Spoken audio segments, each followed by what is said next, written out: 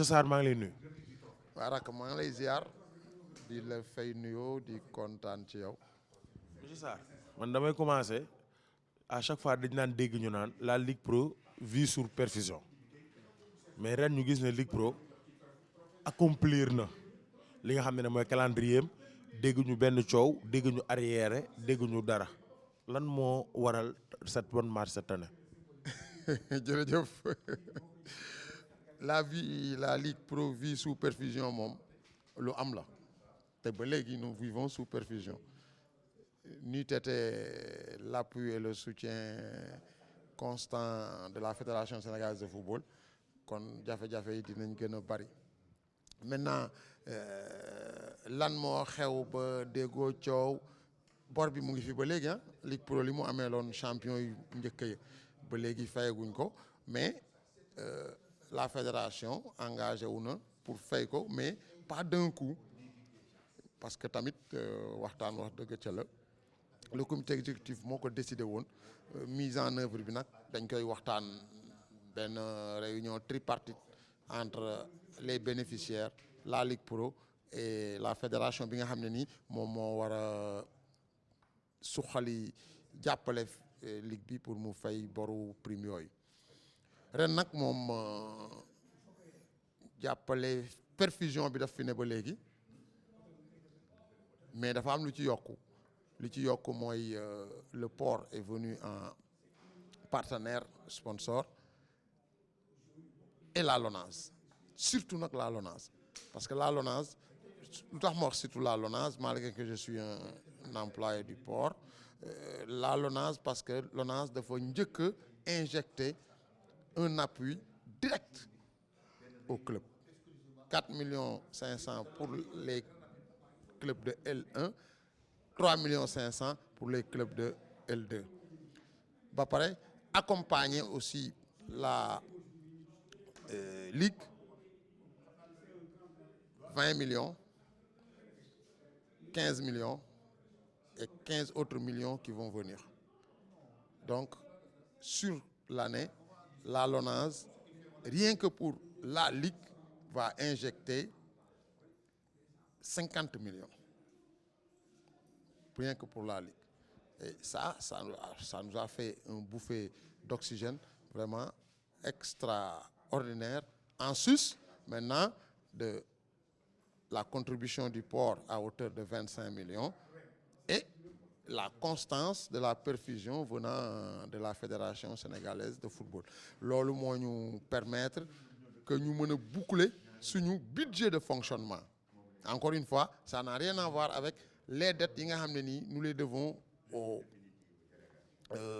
champions de 2017 à maintenant alors voilà donc la situation actuelle mais pour maîtrise du calendrier moom c'est devenu un acquis pour la ligue professionnelle on n'a pas de problème de calendrier dañ ko war a élargir c'est ça qu'il faut maintenant donc sur les finances voilà la situation actuelle mais aussi l'appui constant du président de la ligue professionnelle Mohamed Djibril Wade qui n'hésite pas quand la tension est réelle de mettre la main à la poche comme ni ma ko waxee woon aussi sànq loolu lu mu doon la ci ki mu fi wuutu muy président Saër Seck qui n'a jamais lui aussi hésité à mettre la main à la poche pour faire face aux urgences waaw mais loolu daal li nga xam ne ni mooy situation actuelle bi loolu la li tax amuñu tension bu graaw loolu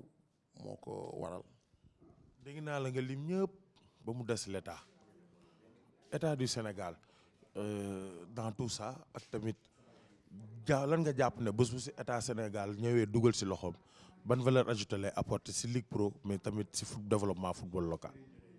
waaw foot local bi moom tant que état bi dugalu ci loxoom foot professionnel bi moom dañuy tudd noonu foot professionnel rek di wéeru ci mécènes yeeg ñenn ñi mais le plus grand mécène devrait être l'état maintenant am nañ yaakaar que ne état bi dina ñëw def loolu parce que au sortir du symposium on a fait des recommandations fortes mais surtout le plaidoyer bi nga xam ne nii mooy résultante voilà mooy résultante symposium bi jox nañ ko le président Augustin et le président Augustin war na ko remettre le ministre et le ministre remettre ko le président de la République comme ni ñu ko demandé woon et nous pensons que donc l'appui de l'État moom c'est une condition sine qua non pour que la Ligue décolle enfin.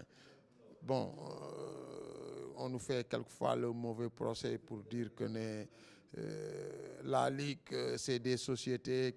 Bon, mais c'est un faux débat. Pour une simple et bonne raison. Amul ben secteur, à commencer par vous, la presse, bu amul subvention de l'État. La presse est constituée par qui? C'est pas des sociétés. Alors, et Sénégal rek la gis.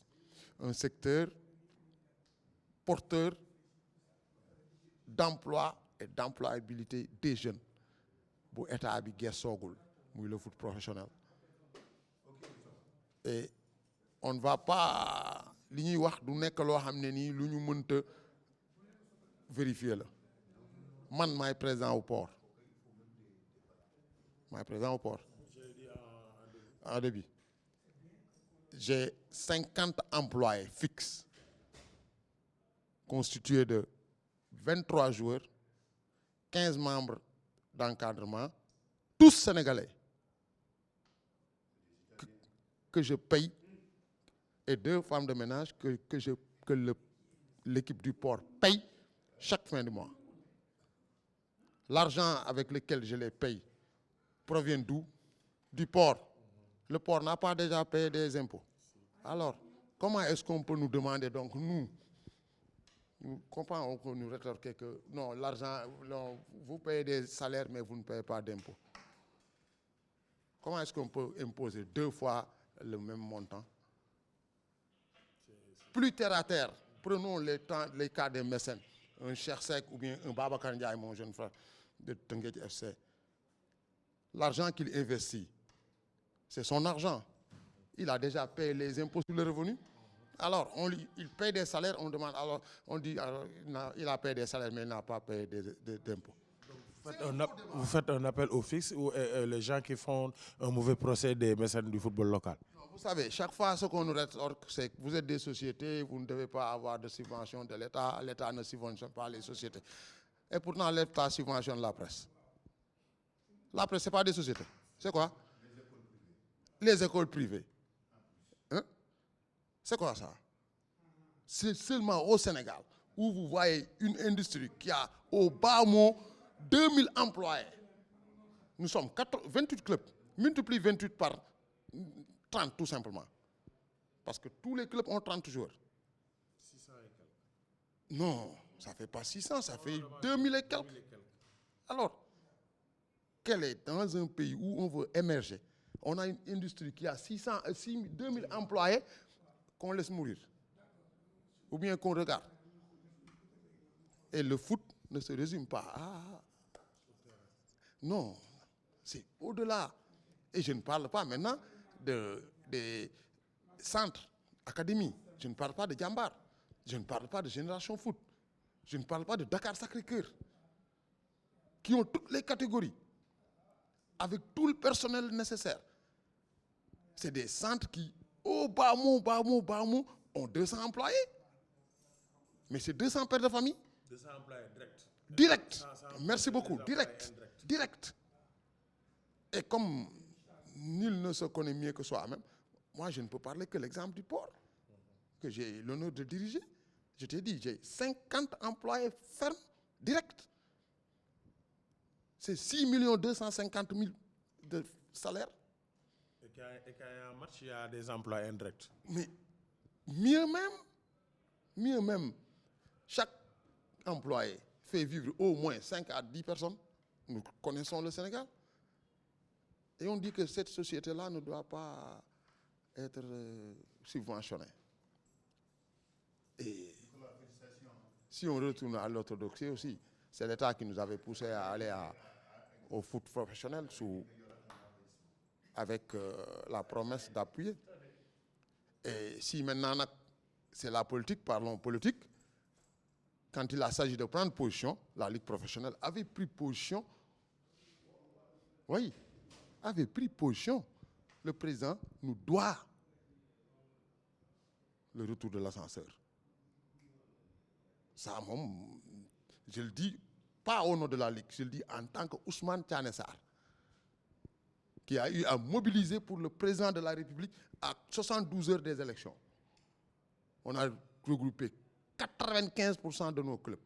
Même les présidents qui n'étaient pas avec le président ont accepté par solidarité de mobiliser leurs employés et de les recevoir au Grand Théâtre. Jusqu'à présent, rien. Ça aussi, il faut avoir le courage de le dire.